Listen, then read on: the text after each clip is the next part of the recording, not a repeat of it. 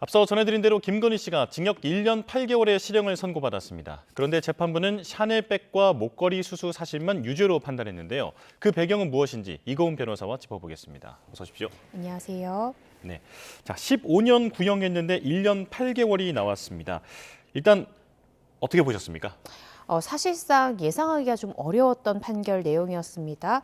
저도 그렇고 많은 법조인들이 사실상 김건희 씨에 대한 이 세 가지 혐의에 대해서는 무죄를 예상했던 법조인은 많지 않았거든요. 그렇다라는 점에서 대부분의 혐의가 무죄가 나왔고 한 30% 정도에 되는 혐의가 유죄가 인정이 됐는데 유죄가 인정된 부분에 대해서도 1년 8개월이라는 실질적으로 이 특검이 구형했던 구형량의 20%에도 미달하는 그러한 형량이 나왔다는 점에서 예상과는 조금 달랐다라고 보고 있습니다. 예. 이 도이치모터스 주가 조작 혐의부터 보면 사실 그 권오수 전 도이치 회장이라든지 당시에 전주로 그 지목이 됐었던 손모 씨라든지 이런 사람들은 다 유죄 판단을 받지 않았습니까? 그런데 이번에 김건희 씨는 왜 무죄가 나온 건가요? 일단 기본적으로 처음에 김건희 씨에 대해서 검찰이 수사를 했을 때는 자본시장법 위반 방조로 수사를 시작했었습니다. 왜냐하면 김건희 씨의 역할 자체가 이 시세 조종이라는 주가 조작이라는 점을 인식하면서도 계좌와 돈을 대는 소위 전주의 역할을 했다라는 취지로 수사가 시작됐는데요. 검찰에서는 한 차례 불기소 내린 바가 있습니다. 예. 이후에 특검이 도입됐고 특검에서는 추가적으로 김건희 씨가 증권사 직원과 여러 차례 통화한 녹취록이라든지 공범과 수익 배분에 관해 대화하는 내역 등 추가 증거를 확보하면서 단순히 방조범이 아니라 공동정범, 그러니까 권오수 회장 등과 거의 동일한 위치에서 함께 가담한 인물로서 공동정범으로 기소를 한 겁니다. 그런데 실질적으로 어제 재판부에서는 이 김건희 씨가 시세 조정, 그러니까 주가 조작을 하고 있다라는 정도는 미필적으로나마 인식했다라고 판단했습니다. 그럼에도 불구하고 가담의 정도를 방조가 아니라 공동정범까지 인정하기는 다소 어렵다라는 취지로 무죄를 선고했는데요. 예. 말씀 주신 대로 이 김건희 씨와 동일하게 전주 역할을 했던 자신의 계좌를 이 시세 조정하는 데 활용하도록 제공했던 이 손모 씨라는 공범도 있었습니다. 그런데 손모 씨도 동일한 지금 패턴을 보이고 있는데 1심에서는 검찰에서 이 공동정범으로 기소했다 무죄가 났고요. 2심에 가서 예비적 공소 사실로 방조를 넣었고 최종적으로 법원에서는 이 계좌를 제공했고 돈을 댄 이 전주에 대해서는 방조만 인정했다는 겁니다. 따라서 다소 아쉬운 것은 특검이 처음부터 이 손모 씨에 대한 케이스도 있기 때문에 일단은 주의적 공소 사실로 공동정범으로 김건희 씨를 기소하면서 혹여나 재판부가 공동정범 인정되지 않는다라고 판단을 한다면 방조범으로도 판단될 수 있게 예비적 공소 사실을 추가했다면 전부 무죄가 나는 이러한 상황을 좀 미연에 방지할 수 있지 않았을까 조금 아쉬운 마음은 듭니다. 예, 그러니까 말씀하신 것은 그 이진관 판사가 내란 중요 임무 종사 혐의에 대해서 그 판단을 내릴 때 공소장 변경을 요구하지 않았습니까? 이런 것처럼 이번에 그 주가 조작에 대한 방조 쪽으로도 기소를 하라라는 식의 어떤 공소장 변경이 있었어야 한다라는 말씀이신가요? 네, 그렇습니다. 이 부분에 대해서 1차적으로 변경을 해야 될 주체는 지금 공소유지를 담당했던 특검입니다. 물론 재판을 진행하다 보면 판사마다 그 진행의 스타일이 굉장히 다르거든요. 소송지휘 스타일이. 그래서 판사가 직권을 발동해서 공소장 변경을 할 것이 어떠냐라고 요청하는 경우도 있지만 기본적으로 형사재판이라 함은 공소를 유지하고 유죄의 입증 책임을 지는 것은 검사이지 판사가 아닙니다. 판사는 판단을 하는 주체이기 때문인데요. 예. 이런 점을 고려할 때 사실상 공소장 변경을 하지 않았다라는 것을 판사의 책임으로 돌리기보다는 특검에서 조금 더 세밀하게 챙겼으면 좋았겠다라는 생각이 듭니다. 예.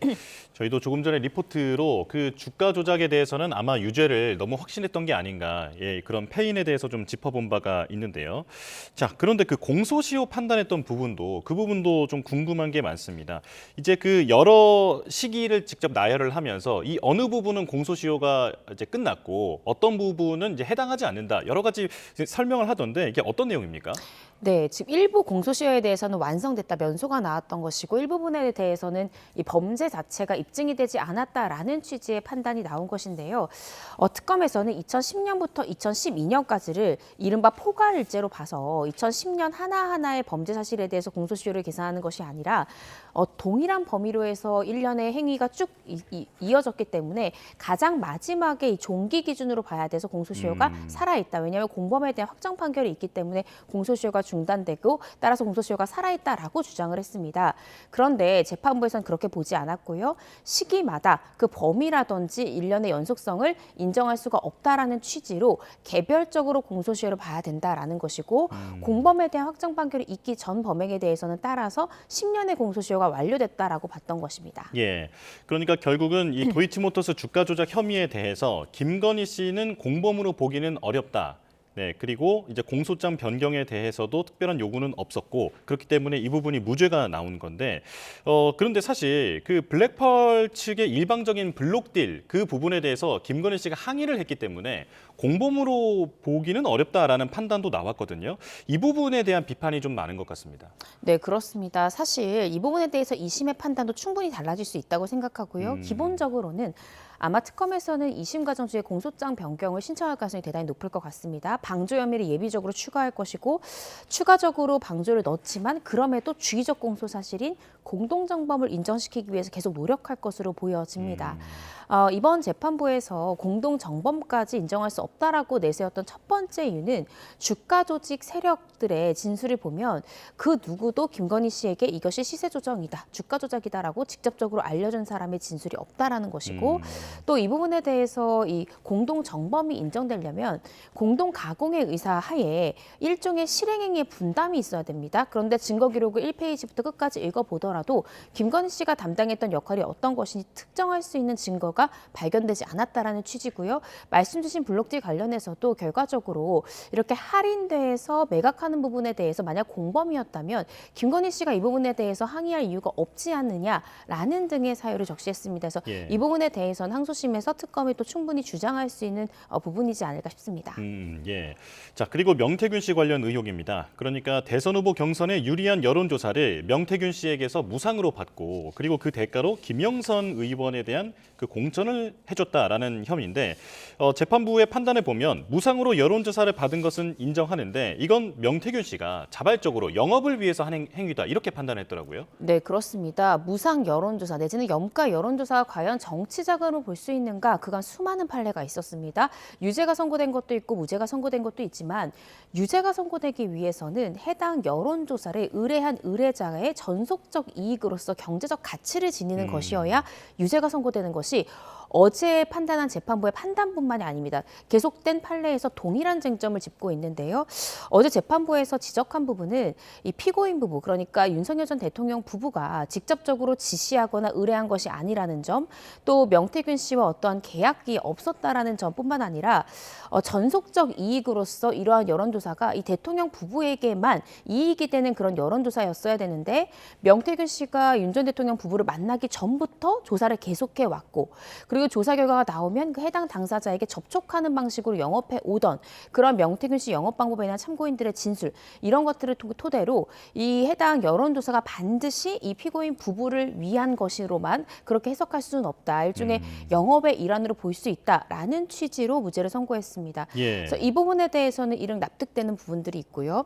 또 피고인 부부에 대해서만 이익이 전속되는 것이 아니라 다른 후보자에게도 그런 여론조사 그 결과를 공유하고 제공했다면 전속적 이익이 있는 여론조사다라고 보기는 어려울 것 같습니다. 통상적으로 이런 경우는 A라는 후보가 여론조사 업체에 나한테 유리하게 조작된 그러한 여론조사 결과를 좀 만들어줘라라고 요구를 하고 무상으로 그런 여론조사 결과를 받아서 선거에 활용하는 이런 경우에 처벌되는 경우가 굉장히 많은 그런 죄명이다라고 생각하시면 될 것 같습니다. 예. 그런데 비판이 가장 많이 몰린 부분은 그 계약이라는 부분이었습니다. 그러니까 여론조사 관련 계약서를 작성하거나 묵시적 계약을 체결한 증거도 없다. 그리고 관련 지시를 받은 사정도 나타나지 않는다라고 하는데 이 비판의 요지는 누가 뇌물을 주는데 계약서를 쓰느냐 이 부분이잖아요. 네, 그렇습니다. 저는 이 정치자금법 위반 부분에 대해서 법리적으로 무죄를 선고했던 부분에 대해서 납득되는 부분은 이 해당 여론조사가 피고인 부부에 대해서만 전속적 이익을 인정할 수 없다 취지는 제가 법조인으로서 충분히 납득이 됩니다. 그런데 예. 판결 이유 중에 납득되지 않는 부분이 언급해 주신 대로 그 계약 부분인데 부분인데요. 이것은 일종의 정치자금법 위반으로도 문제가 될 수 있는 부분인데 사실상 명시적으로 계약서를 쓸 이유가 없죠. 만약 계약서를 쓴다고 한다면 여론조사 비용 등이 계약서에 기재가 돼야 되는데 이후에 그런 것에 대한 이체 내역이 없다라고 하면 문제가 될 수 있습니다. 예. 따라서 계약서의 유무가 과연 정치자금법 위반의 유무죄를 가르는 쟁점이 되느냐 이 부분에 대해서 항소심에서 충분히 다퉈볼 여지가 있을 것 같고요. 피고인 내지는 뭐 윤 전 대통령이 직접적으로 지시하지 않았다. 이것은 어제 재판부뿐만 아니라 전속적 이익의 향유 이 부분에 있어서 다른 판례 또한 피고인 그러니까 의뢰자가 적극적으로 지시했고 어떠한 시행 방법으로 이 여론조사를 하기를 원했는가에 대한 적적 지시 이런 부분들은 이 해당 정치자금법 위반의 수많은 판례들이 판단하는 기준이기 때문에 그 지시 여부를 판단하는 것은 납득적이다, 납득할 수 있다라는 생각이 듭니다. 예. 자, 그리고 김건희 씨가 명태균 씨에게 김영선 전 의원의 공천을 만약 정말로 확언을 했다면 이제 이런 일이 있었겠나라는 식의 그런 이제 취지의 판결도 있었는데 윤석열 전 대통령이 윤상현 의원에게 전화를 걸어서 김영선 전 의원의 전략 공천을 요청한 사실은 인정이 된다. 그런데 정말로 만약에 약속이 있었으면 이런 전화를 했겠느냐 이런 게 있고요. 그리고 또 명태균 씨가 이준석 당시 대표라든지 윤상현 의원이라든지 여러 인물들에게 지속적으로 연락하면서 김영선 전 의원의 공천을 부탁하던데 정말로 약속이 있었으면 이런 일까지는 안 해도 되지 않았겠느냐 이런 설명이더라고요. 네, 저는 그 부분도 조금 납득되지가 않습니다. 왜냐하면 사실상 특검에서 이 정치자금법 위반으로 기소하면서 기소 취지가 무상 여론조사의 대가가 무엇이냐. 특검이 생각했을 땐 그 대가가 김영선 전 의원의 공천 밀어주기로 봤던 것이거든요. 그런데 어제 재판부에서는 그러한 무상 여론조사의 대가가 김영선 전 의원에 대한 공천을 약속받았다라고 단정하기 어렵다라고까지 설치를 했습니다. 그렇다라고 한다면 윤석열 전 대통령이 명태균이라는 사람과 주고받았던 그 육성 녹취록에 대해서 어떻게 설명할 것인가? 내가 김영선이 좀 이게 밀어주려고 했다라는 취지의 육성이 있었다는 것은 전 국민이 다 아는 사실인데 네. 그럼 이 부분에 대해서는 우리가 어떻게 받아들여야 되는가라는 거죠. 사실상 이 부분을 적시했던 이 판결 이유에 대해서는 항소심에서 충분히 다툼의 소지가 있을 것 같고요. 그보다는 지금 어제 재판부의 판단에서 우리가 또 눈여겨봐야 되는 것이 명태균이라는 사람의 진술의 신빙성을 어제 재판부에서 상당히 낮게 봤다는 거죠. 예. 이 명태균이라는 이 소위 정치 브로커라는 이 사람이 다소 과장된 사람으로 보여지고 또 망상가의 그런 성향을 가지고 있기 때문에 이 사람이 그 공천의 대가로 내가 약속받았다라고 주변 사람들한테 이야기했다라는 그 진술 그것을 우리가 있는 그대로 받아들이기가 다소 어렵다라는 취지입니다. 그래서 그 부분은 향후에 있을 오세훈 시장에 대한 재판이라든지 또 윤 전 대통령도 동일한 사실로 지금 이진관 부장판사 재판부에서 재판을 받는데 거기서 굉장히 또 불리한 부분이 명태균 씨의 진술이거든요. 예. 그래서 재판부는 달리하더라도 명태균이라는 사람에 대해서 타 재판부에서 신빙성을 대단히 낮게 봤다는 것은 관련된 재판에서도 또 재판부의 판단이 굉장히 유사하게 갈 가능성이 있다라고 예측해 볼 수 있을 것 같습니다. 예. 그렇다면 윤석열 전 대통령도 지금 공모 관계로 기소가 되어 있는데 이 부분에 대한 판단에도 이 지금 결정이 영향을 줄 것 같고요. 오세훈 서울시장도 사실 상당히 유사한 상황이잖아요. 네, 그렇습니다. 이 부분도 그렇다면 무죄의 가능성이 높아지는 겁니까? 상당히 높아졌습니다. 오세훈 전 오세훈 시장 같은 경우에는 지금 공소 제기된 범죄 사실 자체가 명태균 씨로부터 여론조사를 요청을 했고 사업가 김모 씨로부터 그 여론조사 비용 자체를 대납시켰다라는 취지입니다. 이 부분에 대해서 이 사업가 김모 씨와 오세훈 시장의 진술은 동일합니다. 근데 이 두 사람과 진술이 배치된 유일한 사람이 바로 명태균 씨라는 거죠. 명태균 씨는 오세훈 시장이 내가 이길 수 있는 그런 여론조사 결과를 좀 가져다 달라라고 직접 요청을 해서 내가 이런 부분들에 관련이 되게 됐다라는 취지로 일관되게 조사를 했고 사실은 명태균 씨의 진술이 흔들리면 공소유지 과정에서 무죄가 날 가능성이 상당히 높습니다. 실질적으로 오세훈 시장과 명태균 씨와의 대질 조사가 특검이 벌였던 마지막 조사였던 거죠. 따라서 어제 있었던 재판부의 명태균 씨의 진술의 신빙성의 판단이 이후에 오 시장에 대한 이 선고 내용에도 굉장히 직결되는 쟁점으로 작용될 가능성이 높다라는 생각이 듭니다. 예. 자, 전성배 씨를 통해서 통일교 금품 수수를 한 혐의 이 부분도 보겠습니다.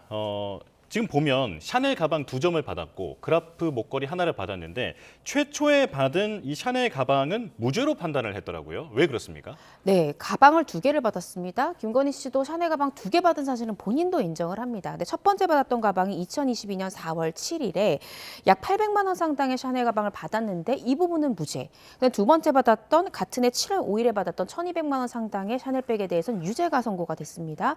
재판부가 설시한 이유는 바로 이것입니다. 처음 받았던 4월 7일자 이 백 관련해서는 윤여호 씨와 피고인이 나눈 대화가 단순히 그동안 도와서 고맙다라든지 대통령 당선을 축하한다 정도의 의례적인 인사만 있을 뿐이지 구체적인 청탁이라고 볼 만한 대화 내용이 전혀 없었고 이 상황에서 샤넬백이 갔기 때문에 이 부분에 대해서는 알선수재죄를 인정할 만한 청탁 내용을 확인할 수 없다라는 취지로 무죄가 선고됐고요. 두 번째 샤넬 가방 같은 경우에는 7월 5일에 있었는데 4월 말경에 이미 전성배 씨를 통해서 통일교의 현안이 무엇인지를 문자 메시지와 전화, 통화 등으로 김건희 씨가 이미 전달받은 상황이었다는 거죠. 그 상황에서 몇 달이 지나 또다시 샤넬 가방을 받았고 받은 지 얼마 지나지 않아서 윤용호 씨와 지금 김건희 씨가 서로 통화를 하는데 그 통화 내용 자체가 늘 그랬던 것처럼 좀 도와달라라고 김건희 씨가 이야기를 하고 우리도 작업을 하고 있다라는 취지의 이야기. 그러니까 통일교의 현안을 해결하기 위해서 김건희 씨도 노력하고 있다라는 취지로 읽힐 수 있는 대화를 나눈 것으로 봐서 구체적인 청탁 그리고 알선 그 대가로 두 번째 샤넬백을 받았다라는 점은 명확히 인정되기 때문에 두 번째 가방 부분에 대해서는 유죄다 이렇게 판단을 내렸습니다. 예. 그런데 그 이제 양형 기준에서 이런 점은 어떻게 반영되는지도 궁금한데요. 사실 지금 김건희 씨가 일부 반성을 하고 있다 이런 그 발언도 있지 않았습니까? 그런데 사실 이 지금 통일교 금품 수수 같은 경우에는 그동안 증거 인멸을 하려고 했던 그런 여러 정황도 드러났는데 이 부분은 가중되지 않은 겁니까? 그 부분에 대해서 판결문에서 다 설치를 했습니다. 주변인들의 진술을 회유하려고 했다라는 것은 불리한 정상으로 적시를 했고 유리한 정상으로는 김건희 씨가 일부 가방을 받은 부분에 대해선 번의해서 자백하면서 반성하는 듯한 태도를 보인다고 이야기를 했습니다. 근데 저는 이 부분의 판결의 양형 이유가 납득이 되지 않습니다. 권성동 의원, 그러니까 같은 날 권성동 의원에 대한 재판도 있었고 징역 2년을 권 의원은 선고를 받았는데 그때 분명히 같은 판사의 판결 이유를 좀 보시면 권 의원이 혐의를 부인하면서 15년간 검사 생활을 했고 16년간 국회의원을 했던 공직자 신분으로서 청렴성이 고도로 요구되는 그런 자리에 있는 피고인이 자신의 죄에 대해서 대부분 혐의를 부인한다. 따라서 중형 선고가 불가피하다는 취지로 2년을 선고했거든요. 예. 그런데 김건희 씨도 자신이 받고 있는 혐의에서 20% 정도를 제외하고는 대부분 부인을 했습니다. 근데 그 20%마저도 처음 재판이 시작될 땐 전부 부인이었거든요.